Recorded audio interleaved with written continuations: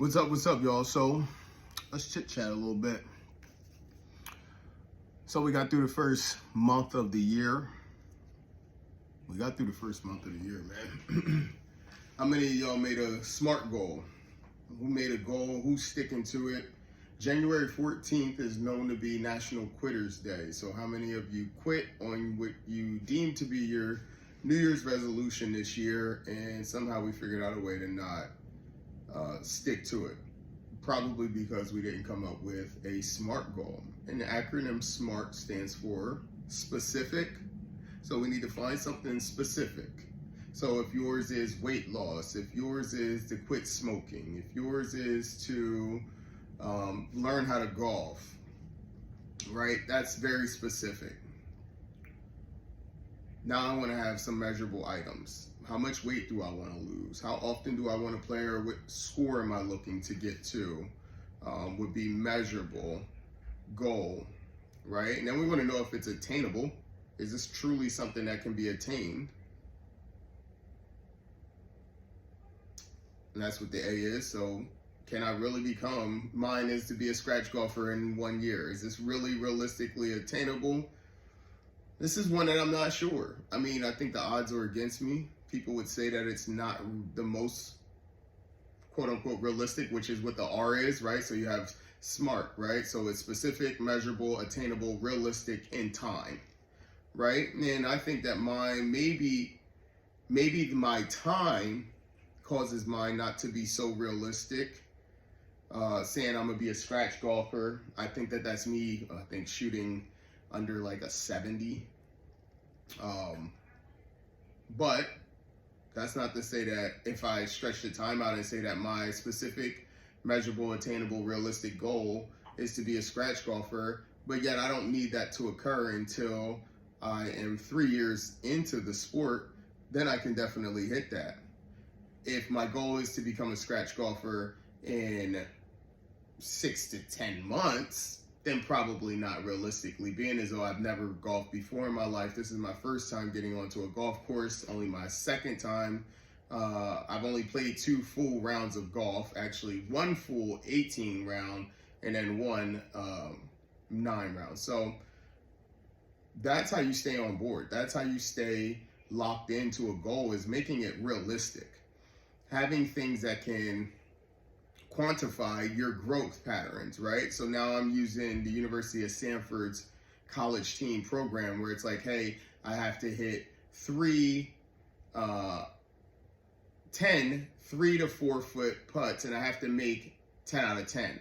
Then I have to move back to be able to hit 6 foot putts at 8 out of 10, and then 10 foot putts at 5 out of 10, and then 25 foot putts at 4 out of 10.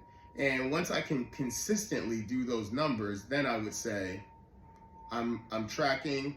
My goal is looking more realistic, and these are just measurable tools, right? This is where the measurable comes in at. They're like, okay, I'm measuring that my success in my growth pattern in this space is becoming a lot better. Or if it's weight loss, right? Okay, am I trending? Is this measurable? Every week I hop on the scale. Am I trending in the right direction? If mine is to lose 20 pounds in 6 weeks, am I losing about 2 pounds, 1.5 pounds to 2 pounds per week, right? Maybe even a little bit more sometimes. 6 weeks. So now we do the math. 2 times 6 is 18, right? So we need to lose a little over 2 pounds a week in order to suffice this goal. So it's specific. I want 20 pounds to be lost. It's timely because I said 6 weeks. Is it realistic? Very much so. Is it attainable? Yes, most definitely. So now I like to add in with the attainable on the A is accountability, right? That's another A word. So specific, measurable, accountability factor, right? Attainable.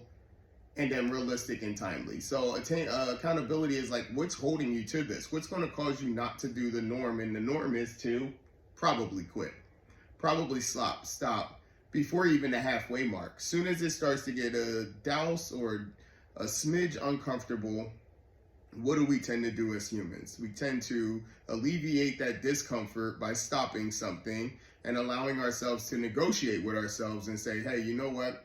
This isn't really something that I care that much about, or I'll be fine with not attaining this. But what I've been trying to practice and preach to everybody is past self and future self, not in the moment self. Past self came up with the goal that in 6 weeks I want to lose 20 pounds. Future self would be super excited if past self gets this reward because it's like, yo, I did that shit. In between self is negotiating and telling yourself, hey, I really don't feel like getting up this morning. I've been getting up at 5 a.m. The weight isn't coming off the way that I thought it would. I'm just not enjoying this process. And that's the norm. The norm is to not enjoy the process. If anybody here has ever been to college, you had to get up, you had to go to class, you had to study. But like future self wanted the degree. Past self said, I'm going to college to get a degree. Now, if future self and past self had a meeting and you dropped out and it was like, bro, why'd you do this? I know we were complaining, but we still wanted the job done. Future self needed this because future self needs a job in order to see even more future self collect the dividends and live the lifestyle that past self always wanted. In the moment self will negotiate and take you out of your comfort space, which is knowing what you want. You might not be comfortable because of the pain and agony that you're going through with whatever it is. You know, I went out to the golf course today, I shot horribly. I went to the gym and I just felt horrible. I didn't lose the weight this week. I'm trying to learn a new language and I'm just not picking it up this week like I thought, or it's becoming a struggle. I don't have as many people to converse with to create this this space where I'm feeling like I'm learning the language a lot faster. That's fine. Maybe we adjust fire on the time frame, but we still need to attack this goal and make this thing happen. So let's really set ourselves up. So again, let's find something that's specific. We have a new month. We are in a new month with new endeavors, new opportunities, just always having the ability. As humans, we have the ability every day to start with a clean slate. Whether or not anybody else wants to accept your clean slate, you have the availability and the ability to start with a clean slate every day. And I promise you, those individuals that may or may not want you to see you or give you that clean slate that day, if you show consistency in this new growth, especially if it's you're doing something in a 180 change, that you were quote unquote a bad person and now you're elevating into this spectacular human being. And if you can show people consistency, I guarantee you that they can kind of put your old self to the wayside. But it all depends on your consistency, your deliberateness, your motivation, your drive, and your determination to actually hit this target. If you don't have any self-determination, then you might as well quit right now, because you're only going to frustrate yourself. You're only about to waste some time, and you're about to again show yourself what you're willing to quit at. I say pick today to be the day for you to figure out what you're going to be great at and how you're going to show yourself the biggest side of mental fortitude, the biggest side of push, the biggest side of discipline that you've ever showed yourself, and be a witness to blowing your own fucking mind away.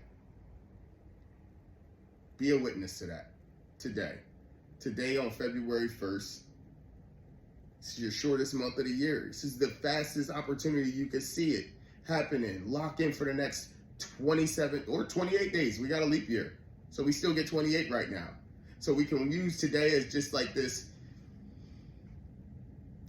kind of gimme day. It's like when a football player gets the quarterback sees a flag immediately and it's like, oh, he has a free play. Like, use today as a free play, because in our normal spaces, every other 4 years of living, we only get 28 days in February. You got an extra one today. You can subtract it right now. Say today was your warm-up day and go forward for the next 28 days and crush your goal.